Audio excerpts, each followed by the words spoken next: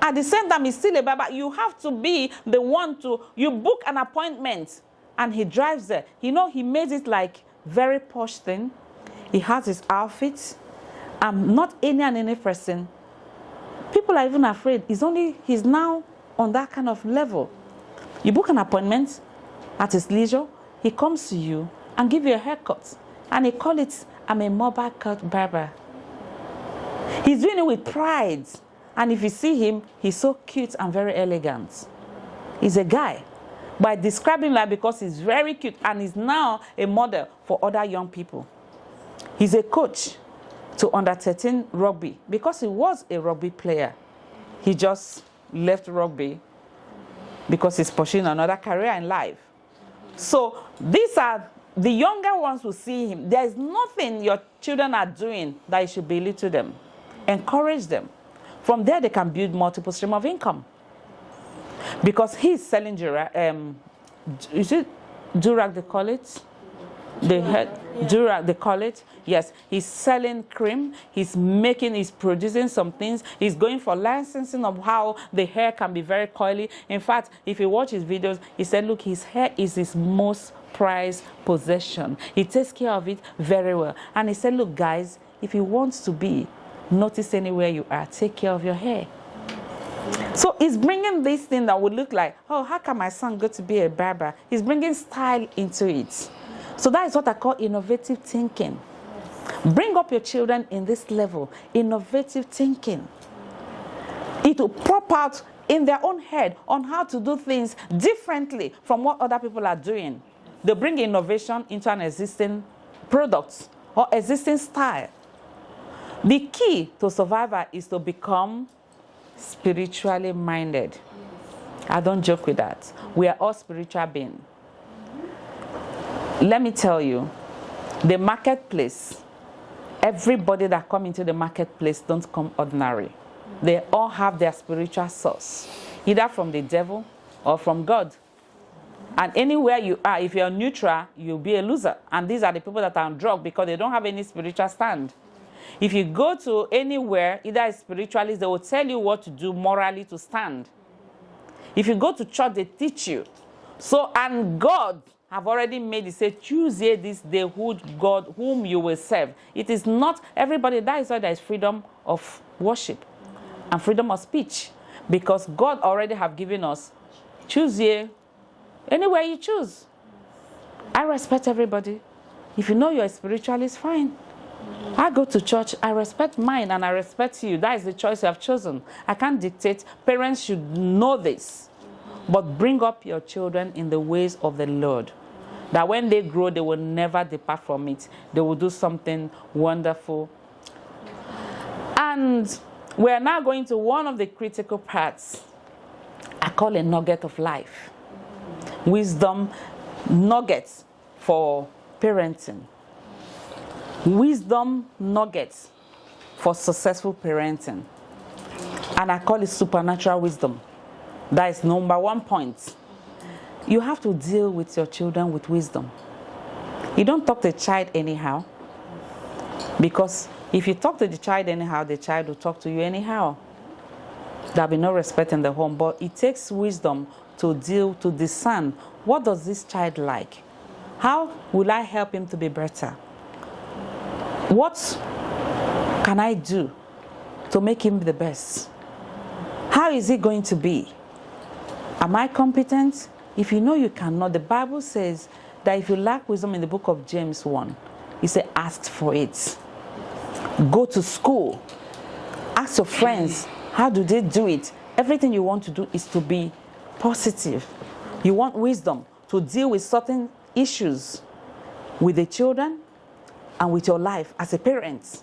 Because we all need life and we all need wisdom to do it. That's why I call supernatural wisdom. And be kind-hearted to these children. Children love to be encouraged, to be loved, to be embraced, to be taken, to be the best. Be kind-hearted. Don't be wicked. Some parents are very wicked in the way they deal with the children. Remember, these are human beings. They all have their own mind and they all have their being. Respect them for who they are. And this is how you can bring out the best in them. Be kind-hearted. Be gentle with your children. Good listening skill is another part. Learn to listen to your child. They don't talk all trash every day. They want direction, listen to them. They ask too much question, listen to them. Like when I was younger, I can ask you 101 questions in 1 minute. Because I want to know. Then most parents will shut them out. So will you talk too much? Allow the child. You don't even know if the child is going to be a comedian or a motivational speaker, because we'll talk a lot. We can talk for 1 hour non-stop. We don't even know that we'll talk for an hour. So this is how, listen to your children, listen to your child. As a teacher, as a pastor, as a parent, as a guardian, as a leader. Because you're leading people in your community, listen to them. If you're working with the young people, listen to them. And when you do that, you'll be able to help them. This is how they, just like I said before, they'll be able to develop a good self-esteem and self-confidence in facing anything. Because when you listen to the child, you'll be able to give them good direction on what to do and how to do things. And they won't be in limbo anywhere they find themselves, because they know that you're always there for them. Now we're talking about unconditional positive regards. You have to respect these children. Don't think because some children have body odor, don't sing it on their head that they have body odor. Help them. What can you do? Love them the way you love yourself and find solution to that issue they are dealing with.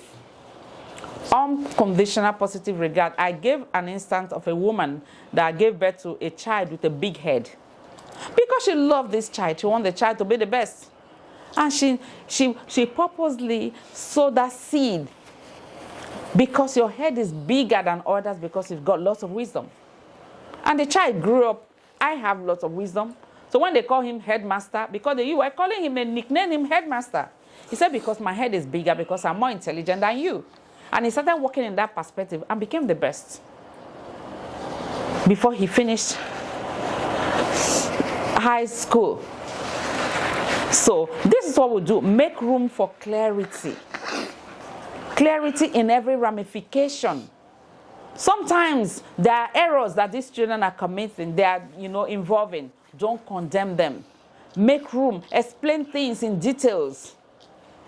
If you're a parent, tell your children everything they need to know about their bodies and about relationship. Make everything clear. Let the home be a place where the children will really, really love to be. She was telling me about her daughter. She just said, oh, Mom, I'm just so fortunate to have you as my mom. Because my friends at 23, most of their parents have kicked them out.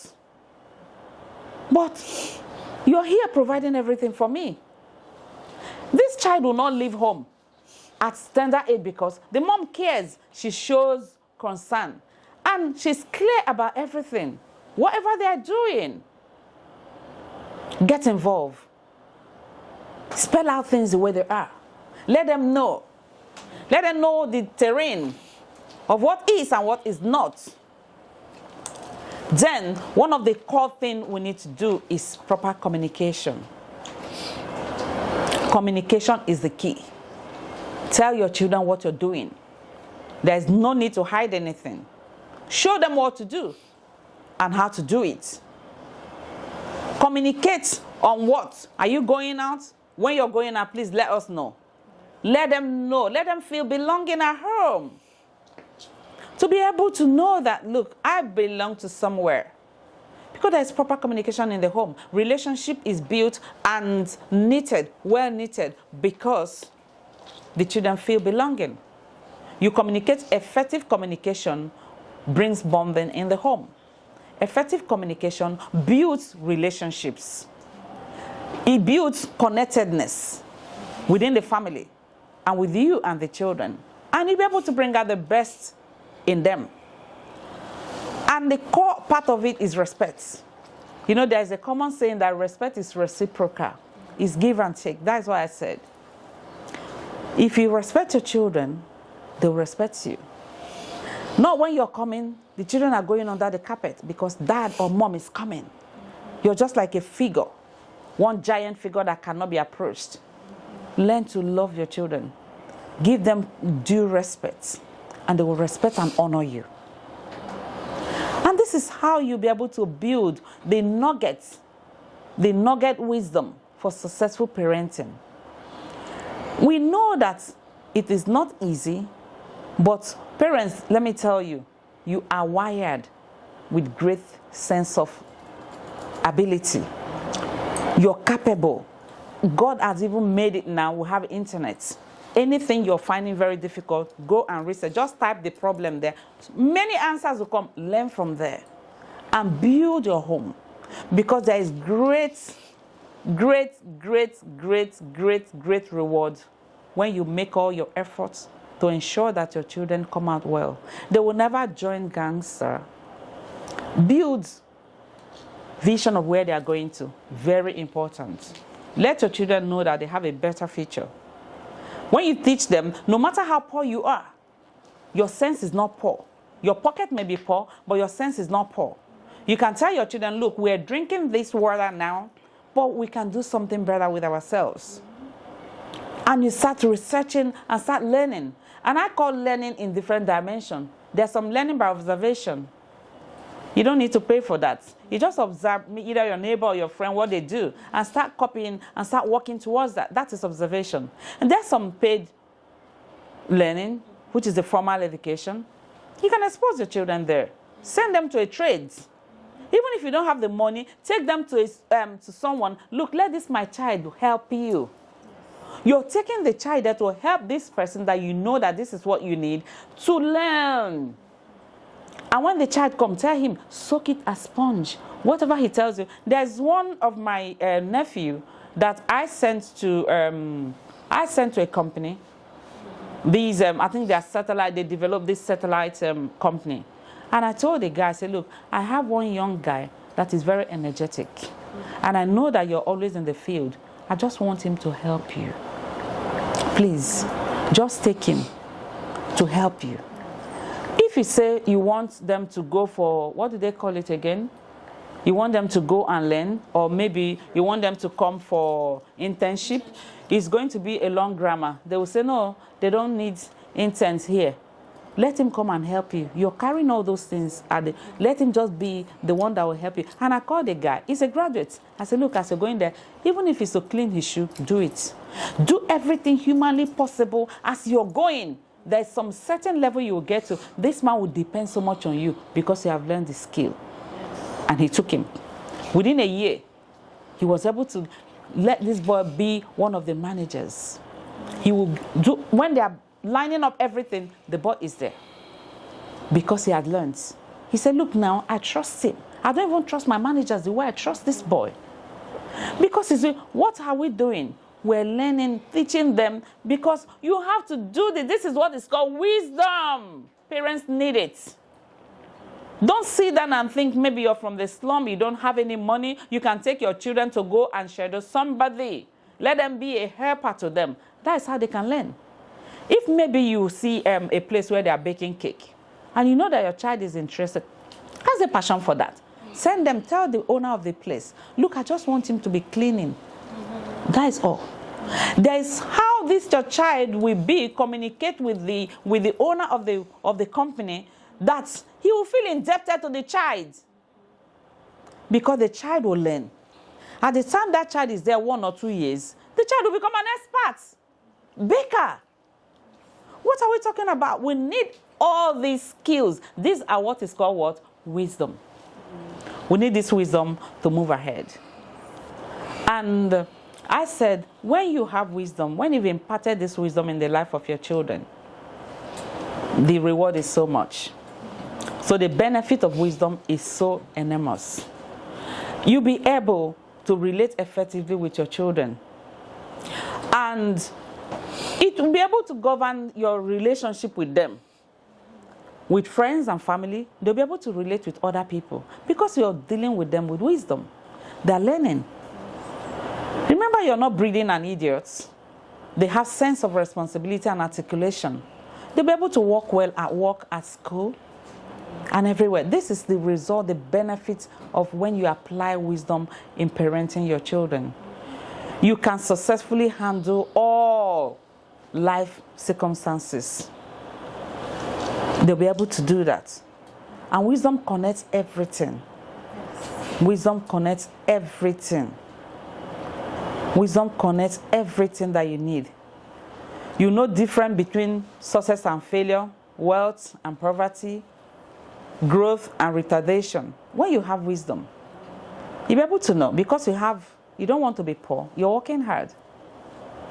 And you can never be poor. You can never be stagnant because you know what to do at every point in time with wisdom. Everything you can ever ask for will come to you if you have wisdom, because it will help you to navigate the affairs of life. And in everything, if everything in life fails, wisdom will never fail you. Wisdom is always there for you. And will bring you to the place, it will bring you to a place of diligence. And the Bible says, see that a man diligent in his work, he will stand before kings. If I'm an hairdresser today and I'm very good, no matter where I am, people will always come to me. In one of my videos, I was talking about wealth creation. It's wisdom to have multiple streams of income as an hairdresser. Because I will go to learn how to fix wig, how to make the weave. Because women, like what I'm wearing, I'm proud to say it is not my hair. It's an hairpiece I put on my hair. So you'll be able to devise all these means of creating wealth. It's true wisdom. You will know what to do. Because wisdom gives you strength to move forward, because you have a vision of where you're going to. You know what you want at every point in time. So wisdom is what we need in every situation. Wisdom is a must in the school of parenting. If you want to be a successful parent, you need wisdom.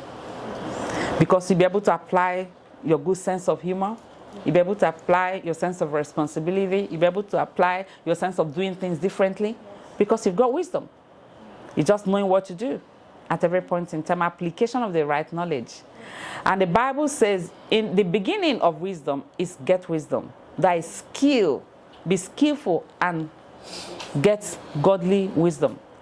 In that book of Proverbs 4 verse 7, I had to go through different translation so that I'll be able to have better understanding. And I came up with this Amplified Version Classic because it just gives the explicit knowledge of what wisdom is all about that I think parents should go for.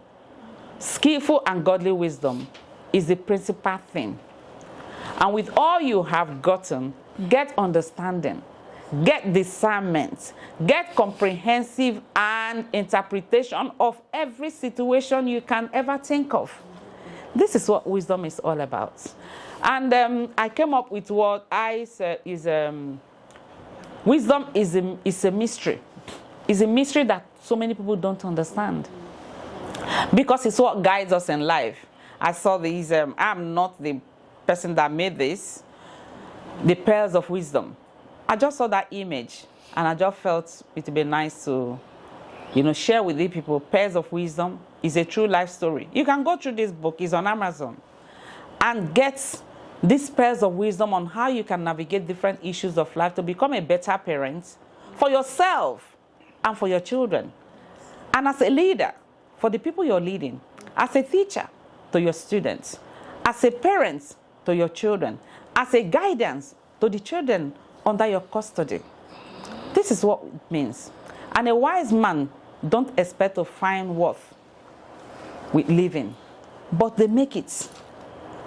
So because the Bible says, it says with wisdom in the book of Proverbs 24, it says with wisdom a house is built, with knowledge it is established. So everything is decorated with understanding. That is wisdom. When the Bible have warned us in everything you're getting, get wisdom. And I made these quotes. I say, parents, prepare your children at an early age and treat them as a person they are capable of becoming. They need you, even when they feel like they don't. You know, teenage years, they feel like, no, mom, you can't tell me what to do. Just keep saying. Everything you're putting there is not a waste. As they go through the journeys of life, they pick up the wisdom you have imparted into their life, and they move on. I remember when I came in to visit my children, my daughter was now saying, Mom, everything is just like she said, everything is just like, you even know the future before we know it. Everything you taught us, we think, oh, mom is just always like, ah. We're seeing everything and it helps us. My son says, he hears my voice everywhere he goes. That is wisdom. Because he hears the good things you taught them. They grow with it. So parenting is the best way to prevent drug abuse. And all these societal ills we're seeing, the menace we're seeing today. Good parenting, wisdom for successful parenting is all we need. So I know that all of you, these great leaders I'm seeing in this crowd today, you are competent to raise generational giants. And this is my upcoming book, which is coming up next week. By next week Friday, it will be on Amazon.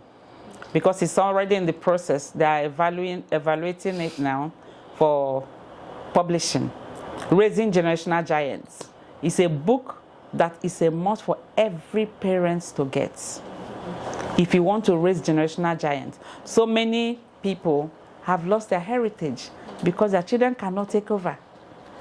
There are so many industrial giants that are grinding their teeth because they send their children to the best schools, but they don't give them the best skills.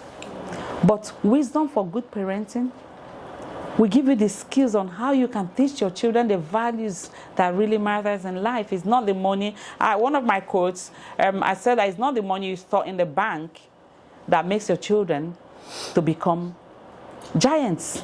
They can't build on what you have made. It's only a wise child. In this book, I explained that financial education, on how you can teach your children. You know, these days, they teach their children, money management, how to manage these affairs, but the root is not there. It's only grave that starts from the top. Teach them the source. In this book, I discuss about the source, how you can teach your children money does not fall from tree. I said that. I said because most children feel money come from the food, come from stores, because they don't know where the farm is. So you teach them this, and they will be able to generate an aspect they can build upon and become everything and become the giant you want them to be, that tomorrow at your old age, you'll be proud that you have children. They will make you proud. The Bible says that a child that is not properly brought up brings shame to the mother. I was wondering why they did not call father, though. You know what? Actually, Blessing, is really a pleasure having you all here. Thank you so much for inviting me. And with more time, we'll be able to have more time to navigate. This is just like a rush. But each of these points I've given you, I can elaborate on it, on how you can become everything. Your children can become everything you want them to be. God has created them to be, and you want them to be, because you'll be proud that you have such children. So thank you so much for having me. It's a pleasure, to share with you all. Thank you so much, Dr. Patricia. That's very amazing. I can see why they call you a creator of wealth and an influencer. You have spoken enough. Though I have some few questions. Yeah, I think the audience want to ask you.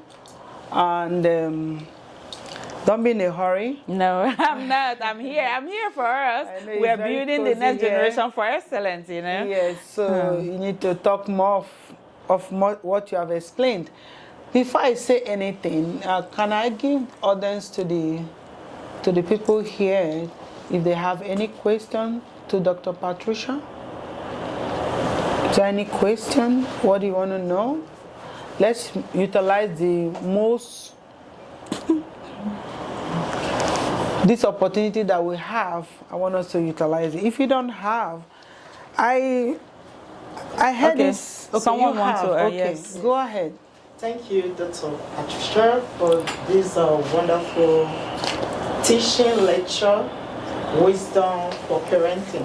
I have a question because I've seen a lot of parents, like mothers, and say, oh, we don't really have time because we are so busy with job and we don't really have that time to know what the children are doing and all that stuff. So what is your advice to such women that, you know, working 24/7, that is not always there for their children, don't know the skills that their children have, and don't know how to really communicate with their children?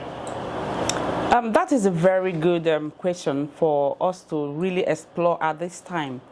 You know what? I liken it to be like wherever you sow, you reap. So those mothers that are doing that, they are reaping shame, because these children, at the time they are 18, most of them are eager to leave the house because the house is not conducive. The mother is never there. You don't give them the value of what they want. So they're leaving you. So most of these children that go on drugs and violence and gangs, because they need love. You remember one of the points I mentioned here, I talked about parental connectedness with the children.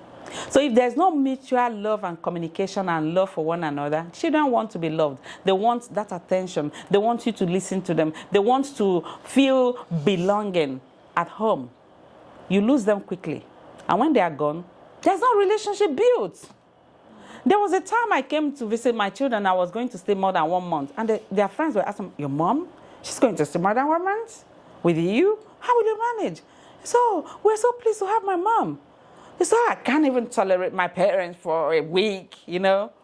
Oh, chocolates are staying together in one roof with them. Why? Because when the children needed them, they were not there. Right. So you get what you sow. So life is seed time and harvest time. So the time you need these children, they won't be there for you because you never give them your time. I'm not saying that you should leave them and become a housewife. No, there is what they call balancing. You balance your life. You create time for your children. I remember in one of my books, I was talking about, I think the stories in this upcoming book now. I talked about parents should have time for their children. Because my children were excellent children, not because they were intellectually very articulating. My husband is a very busy person. But we'll make our time 3 weeks to their exams. We'll make our time to go through their works. We'll have teachers. We'll have home teachers. We'll have school teachers. But we'll take time to go through what the children are going through, their paperwork. And we'll correct the teacher, both teachers. What is this one? This one is not doing this well here. We'll be able to correct it before the exam time comes. And my children were always like, my daughter was skipping classes. I said, no, please, let her go through her age.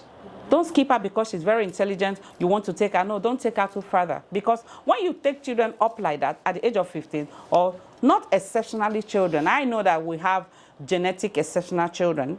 I'm not talking about that. I'm talking about the normal children who are just maybe very intelligent. You don't take them up like that because they cannot fit the pressures of life as you're exposing them already in the university. They can't stand it. And these are the children that go on drugs, join gangster and everything. So when you are able to give your children the best, they'll come out to be the best you can be proud of.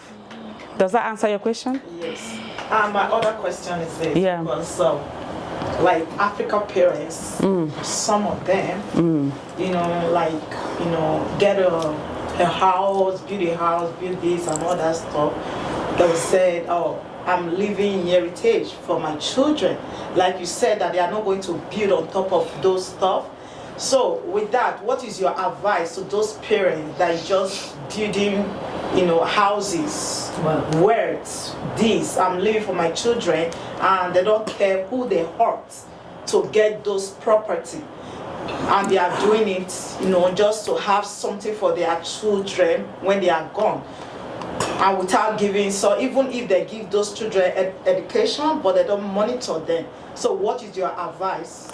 So my advice on this, in raising generational giants, it's like you have already read the preview of this book. So I said that in the book, I mentioned that it's only a wise child that can manage your wealth. Because I've seen